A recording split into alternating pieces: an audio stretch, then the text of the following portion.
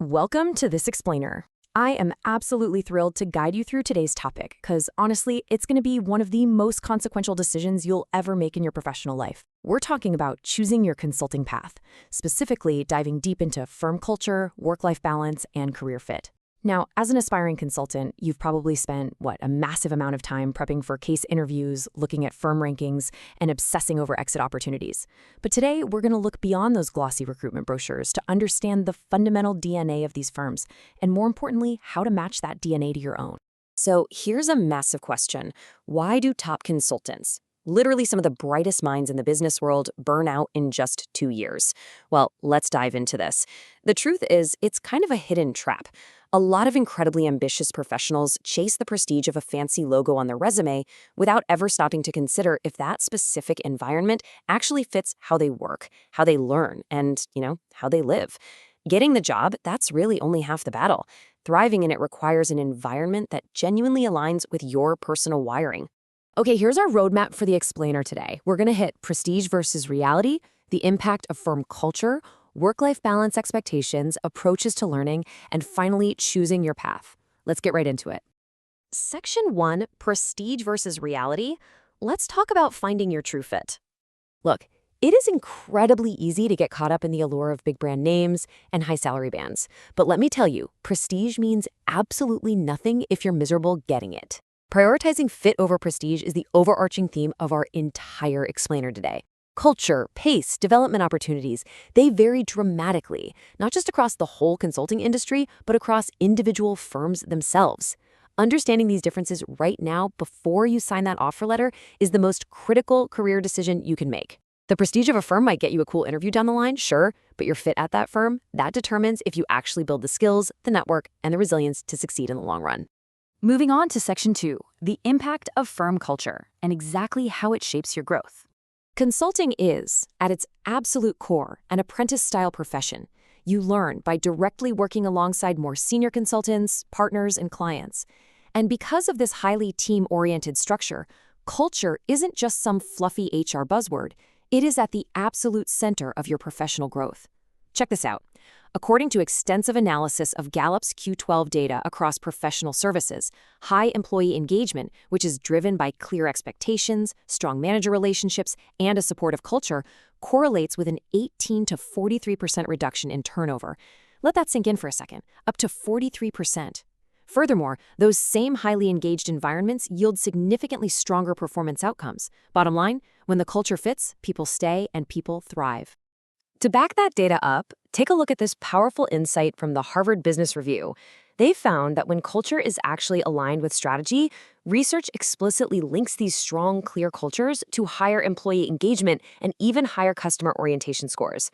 So this basically proves that culture directly impacts the bottom line and client satisfaction. It completely dictates how a firm operates under intense pressure and exactly how it supports its people. So what does this all mean for you? The absolutely crucial point here is how this overarching firm culture trickles down to affect your day-to-day reality. Think about it. Culture dictates how your projects are staffed. Are you just thrown into the deep end to figure it out, or are you carefully mentored?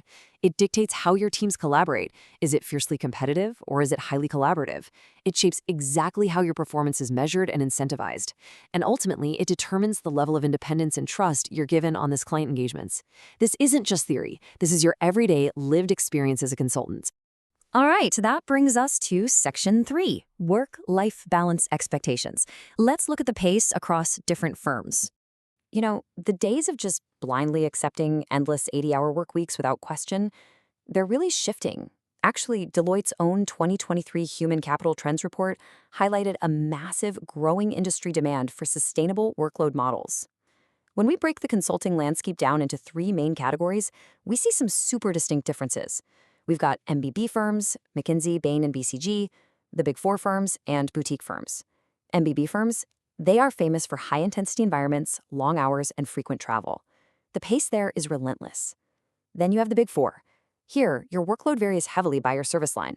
So if you're in audit or tax, your peaks are mostly seasonal. But if you're in their strategy groups, your pace might closely mirror MBB. And finally, boutiques.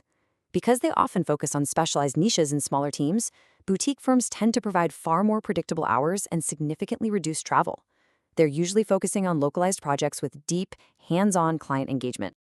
Moving on to Section 4, Approaches to Learning. How do these firms handle development? Because consulting is an advisory business, your knowledge literally is your product. Now, while a significant chunk of your learning will naturally come from your peers and your managers on the job, formal training systems generally boil down to two main camps: structured training programs versus apprenticeship models. The massive global firms, they absolutely require highly structured, scalable learning academies just to ensure thousands of employees are trained uniformly. On the flip side, smaller boutique firms lean heavily into the apprenticeship model. They prioritize direct partner mentorship and hands-on project shadowing over formal classroom-style curriculums. Let's get specific, because the details here are actually pretty fascinating. Over at McKinsey, you're going to experience dedicated first-year programs alongside extensive self-guided internal resources. Bain uses an apprenticeship model, but they supplement it with incredibly robust internal structured training. BCG heavily emphasizes personalized online catalogs for tech leadership and role-based modules. Now, moving to the Big Four, it is all about scale. PwC provides roughly 40 hours a year of blended classroom and e-learning, utilizing this continuous feedback model. And KPMG, they take a highly innovative approach. They support employees through regional academies, gamified learning platforms, and really dynamic, personalized paths. It is a massive infrastructure built entirely for your growth. And speaking of massive infrastructure, check out this staggering number: $1 billion. To put things into perspective and spotlight the colossal industry shift toward technology, look at Accenture. They recently invested $1 billion over just 3 years, entirely dedicated to specialized AI, data science, cloud, and cybersecurity training for their staff. I mean, wow. This just goes to show that continuous, cutting-edge learning isn't just some nice-to-have perk anymore. It's literally a $1 billion strategic imperative for top-tier firms. All right, Section 5, Choosing Your Consulting Path.